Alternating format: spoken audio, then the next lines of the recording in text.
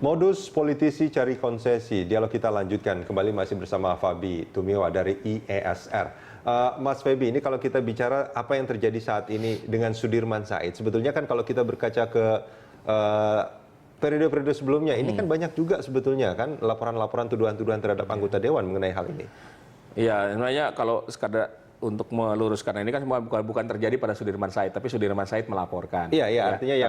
Tapi saya menangkap yang dimaksudkan memang ini bukan hal baru. Ya, tadi dikatakan Pak Dahlan misalnya sudah mengatakan ya untuk PMN ada anggota dewan yang memeras BUMN untuk mendapatkan persetujuan PMN itu. Kita tahu juga misalnya kasus di SKK Migas nih yang melibatkan salah satu politisi dari partai penguasa pada waktu itu yang sekarang sudah divonis, Sultan Batugana, dianggap mempengaruhi juga, ya kan, tidak hanya Sultan tapi ada politisi yang lain juga, tapi yang mempengaruhi hasil keputusan BPH Migas misalnya atau SKK Migas sekarang, ya juga dalam tender-tender pengadaan barang, ya, di mana ada politisi yang disinyalir menyodorkan rekanan mereka untuk ikut tender dan dijadikan pemenang. Ini saya kira praktek yang lazim, ya. Nah, lazim ini dalam artian secara etika ini boleh atau tidak boleh? Ya, harusnya tidak boleh. Tapi kalau kita lihat memang kekuasaan DPR ini kan sangat luas, sangat besar, ya. Dia punya kewenangan untuk menyetujui anggaran, ya. Jadi di sini terbuka kesempatan kan, seperti misalnya yang baru kasus terakhir deh yang melibatkan Dewi Yassin Limpo, ya, yang proyeknya tidak ada, tetapi itu pun bisa diijonkan gitu loh. Ini salah satu contoh yang paling fresh nih sebenarnya, ya, kasus di mana dibahas di dalam rapat Komisi 7 dengan Kementerian SDM, ya, tetapi proyeknya ditolak sebenarnya, tidak masuk ke dalam anggaran 2016. Itu pun bisa diminta gitu loh uang di depan. Nah, ini praktek-praktek yang tadi saya katakan karena kekuasaan DPR yang sedemikian besar, mulai dari penyusun anggaran, dia menyetujui anggaran, menyetujui program, sampai dengan nanti pengawasan. Nah, dengan proses yang dengan kekuasaan yang besar memang terbuka. Misalkan, ya, saya bisa saja menyarankan, ya, sebagai anggota DPR, saya mungkin menyarankan proyek-proyek tertentu di mana proyek itu sebenarnya ya memang dibutuhkan mungkin, tetapi ada janji-janji juga kalau saya berhasil masukkan saya dapat komisi berapa nih. Kasus seperti kasus Dewi kan yang sekarang sedang diproses kan itu. Iya, tapi kalau kita bicara ini kasus Dewi, kasus yang Setia Novanto, terus sebelumnya juga ada Sultan Batugana segala macam. Itu kan banyak berhubungan dengan energi itu, pertambangan. Apakah ini memang sektor yang menggiurkan sekali ya atau gimana sebetulnya, Mas Fabi? Kalau kita lihat sektor pertambangan ini sektor yang padat modal, energi, ya, migas, pertambangan itu sektor yang padat modal. Supply bisnis prosesnya itu panjang sekali.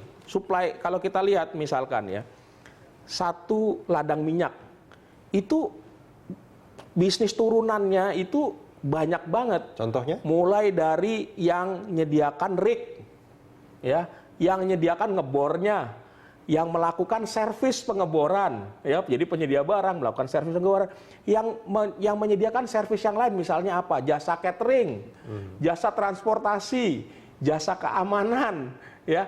Belum nanti usaha-usaha yang muncul karena adanya bisnis tersebut, ya. Jadi ini rantainya panjang sekali, termasuk yang menikmati banyak. Jadi investasinya karena... Dan nampaknya anggota dewan juga ingin menikmati hasilnya. Ya, semua orang mungkin akan tergiur, ya. Nah, jadi sedapat mungkin sebenarnya ada upaya untuk mendapatkan kue yang besar ini secuil apapun. Nah, untuk itu, tapi ini kan kue yang angkanya triliunan nih investasinya. Saya bisa dapat 1%, 2% itu udah luar biasa, atau gitu. Dalam tidak kasus, terbayang, gitu. Atau dalam kasus Pertamina dulu kalau saya tidak salah, Bu Karen pernah menyebut ada yang minta Rp1 per liter dari setiap. Nah, Anda bisa bayangkan itu, ya. Pertamina itu, ini yang juga saya sudah bahas berkali-kali, dalam 1 tahun ya, dalam 1 tahun itu import baik itu minyak mentah maupun produk kilang itu 250 sampai 270 juta barrel per tahun.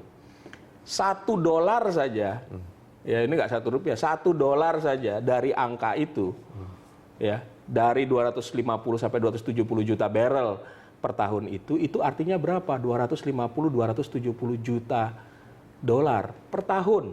Itu nggak usah ngapa-ngapain, hanya memainkan dari diskonnya mau dapat berapa yang mau saya laporin, ya.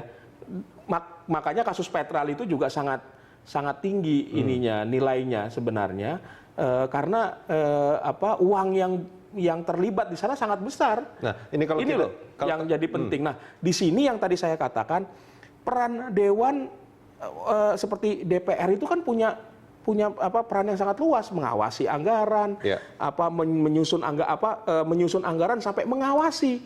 Nah, mereka memanfaatkan kekuasaan yang sedemikian besar ini, kemudian bisa memfasilitasi orang kelompok-kelompok tertentu untuk mendapatkan akses kepada pengambil kebijakan.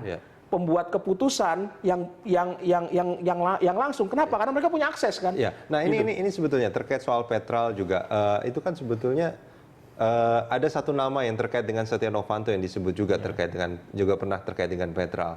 Terus terkait Setia Novanto juga ini kan sosok yang boleh disebut seringkali disebutkan dalam kasus-kasus korupsi sebetulnya. Pak Nazarudin juga pernah mengatakan hal itu. Terus dalam kasus Pon Riau juga nama dia disebut. Tapi selama ini kok nampaknya lolos. Apakah memang jadi apa ya? Kalau ada orang lain yang menjadi semacam koneksinya bagi anggota dewan untuk mengurus semuanya atau bagaimana sebetulnya? Ya. Biasanya begini, di balik anggota dewan kalau kita lihat kasus Lutfi Hasan Ishak yang urusan sapi, itu kan selalu ada baik itu pengusaha, ya. Kalau itu kan pengusaha sapi itu ya, Elizabeth Liwan itu kalau saya tidak salah. Lalu ada orang dekatnya, kasus Lutfi Hasan Ishak itu kan tahu siapa namanya.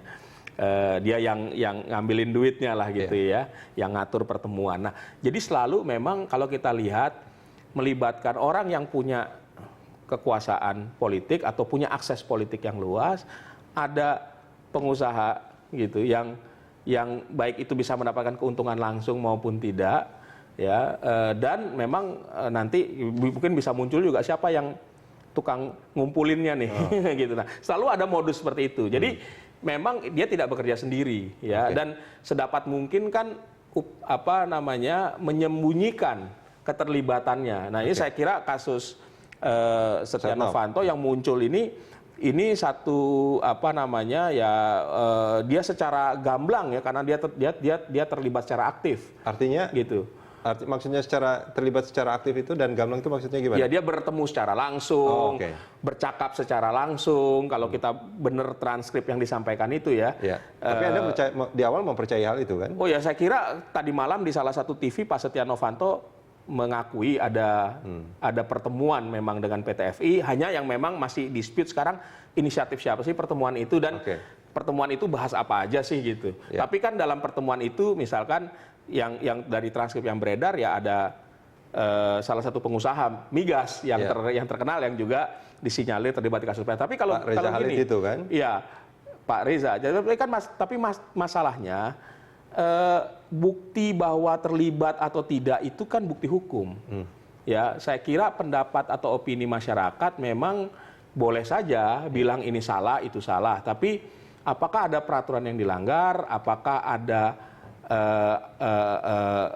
undang-undang atau ada regulasi yang dilanggar, ya, dengan praktek-prakteknya? Ini masalah lain. Ini masalah materialitas hukum. Cuman kalau bagi masyarakat awam nih kan, Mas Fabi, kalau kita bicara orang merekam perbincangan atau percakapan dalam telepon, itu kemungkinan orang itu merasa bahwa lawan bicaranya itu akan melakukan sesuatu yang salah, makanya dia rekam kan? Ya, saya kira itu motivasinya dalam kasus Freeport ya dari pihak-pihak yang bertemu ini yang tahu ya, karena kita nggak tahu sebenarnya siapa yang ngerekam kan. Taunya kan ada rekaman itu sampai ke Menteri SDM, dugaannya bisa saja Freeport yang ngerekam. Tapi maksud saya begini, ini kan kasus yang sangat sensitif, ya, dan pasti ada motivasi kenapa orang merekam. Merekam itu bisa saja dia merasa terancam, ya, sehingga dia butuh bukti untuk nanti jika terjadi sesuatu dia punya bukti ya bahwa misalkan si A mengatakan B, mengatakan A, si B mengatakan ini gitu.